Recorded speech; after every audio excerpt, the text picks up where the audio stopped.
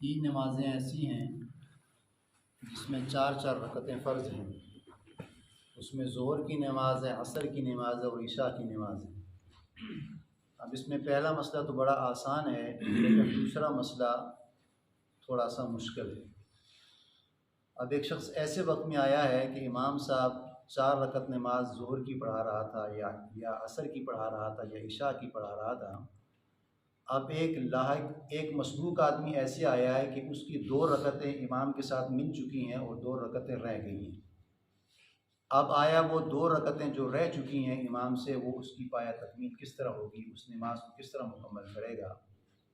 اس کا طریقہ آسان ہے کہ جب امام سلام پھیرے گا تو یہ عبدہ و رسولہ تک پڑھے گا، جس طرح کل گزشتہ درس میں یہ بات گزر چکی ہے کہ عبدہ و رسولہ تک یہ خاموش رہے گا۔ امام سلام پھیرے گا تو یہ کھڑا ہوگا، قیام کرے گا۔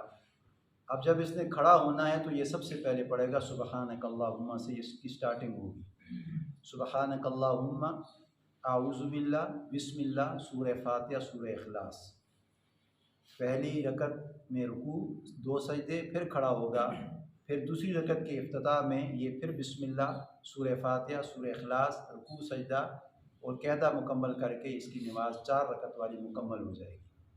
یہ وہ مسئلہ ہے کہ ظہر کی نماز، عصر کی نماز اور عشاء کی نماز، جس کی 2 رکعتیں رہ چکی ہیں، تو جو یہ 2 رکعتیں اپنی پڑھے گا، یہ سبحانک اللہ، اعوذ باللہ، بسم اللہ، سورہ فاتحہ، سورہ اخلاص، پہلی رکعت بھی بھری ہوئی پڑھے گا اور دوسری رکعت بھی یہ بھری ہوئی پڑھے گا اور یہ پھر سلام پھیر دے گا، اس کی نماز یہ مکمل ہو جائے گی۔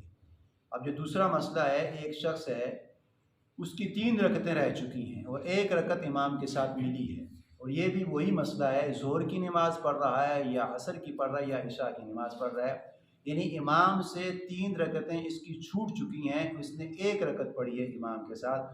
اب یہ باقی 3 رکعتوں کو کس طرح امام کے علاوہ مکمل کرے گا؟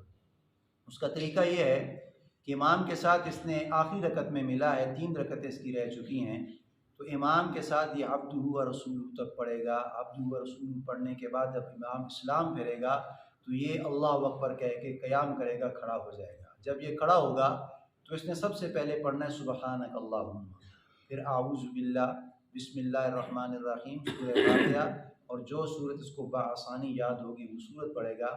صورت پڑھنے کے بعد یہ رکوع کرے گا، رکوع کے بعد 2 سجدے کرے گا، سجدے کرنے کے بعد یہ قاعدہ کرے گا۔ بعض لوگ اس میں خلجان کا شکار ہوتے ہیں کہ وہ کھڑے ہو جاتے ہیں، اس میں کھڑا نہیں ہونا، بلکہ ترتیب یہ ہے کہ جو 4 رکعت نماز فرض ہے، ہر پہلی رکعت کے بعد دوسری رکعت میں بیٹھنا اس کے لیے ضروری ہے۔ تو امام کے ساتھ جو پہلی ہوئی ہے، اب اس نے دوسری پڑھنی ہے تو دوسری میں یہ قاعدہ کرے گا، اس کو پھر کھڑا نہیں ہونا۔ بعض اشخاص ایسے ہوتے ہیں کہ وہ امام کے ساتھ نماز پڑھ لی، سلام پھیرا، سلام کرنے کے بعد کھڑا ہو گیا، قیام کیا، قیام میں سورت بھی پڑھ لی، سورہ فاتحہ بھی پڑھ لی، رکوع بھی کر لیا، سجدہ بھی کر لیا۔ اب سجدہ کرنے کے بعد جو مسئلہ یہ کہ اس نے بیٹھنا قاعدہ کرنا ہے، لیکن یہ بیٹھتے نہیں، کھڑے ہو جاتے ہیں۔ اب جو کھڑا ہونا ہے یہ غلط ہے، بلکہ یہ یعنی بیٹھ کے قاعدہ مکمل کرے گا، یعنی عبدہ و رسولہ تک سبق پڑھے گا۔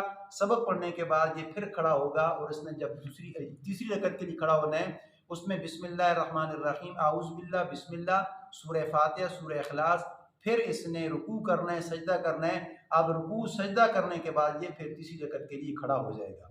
اب جب چوتھی رکعت کے لیے ہوگا تو اس نے سورہ فاتحہ پڑھنی ہے، سورہ فاتحہ کے بعد اس نے رکوع کرنا ہے، رکوع کے بعد 2 سجدے کرنے ہیں اور دونوں سجدوں کے بعد اس نے نماز کو مکمل کر لینا ہے۔ یہ اس کا آسان طریقہ ہے، اور یہ وہی ہے، ظہر کی نماز کی 4 رکعتوں میں سے 3 رکعتیں رہ چکی ہیں، اور عصر کی نماز میں سے 4 رکعتوں میں سے 3 رکعتیں رہ چکی ہیں، عشاء کی نماز میں سے 4 رکعتوں میں سے 3 رکعتیں رہ چکی ہیں۔ اب یہ باقی ماندہ رکعتوں کو مقتدی حضرات اس طرح ادا کریں گے کہ پہلی رکعت میں سورہ فاتحہ بھی ہے، سورہ اخلاص بھی ہے، پھر رکوع بھی ہے، سجدہ بھی ہے۔ سجدہ کرنے کے بعد یہ قیام نہیں کرے گا، بلکہ سجدہ کرنے کے بعد یہ قاعدے میں بیٹھے گا، عبدہ و رسولہ تک پڑھ کے یہ پھر اگلی رکعت کے لیے کھڑا ہوگا۔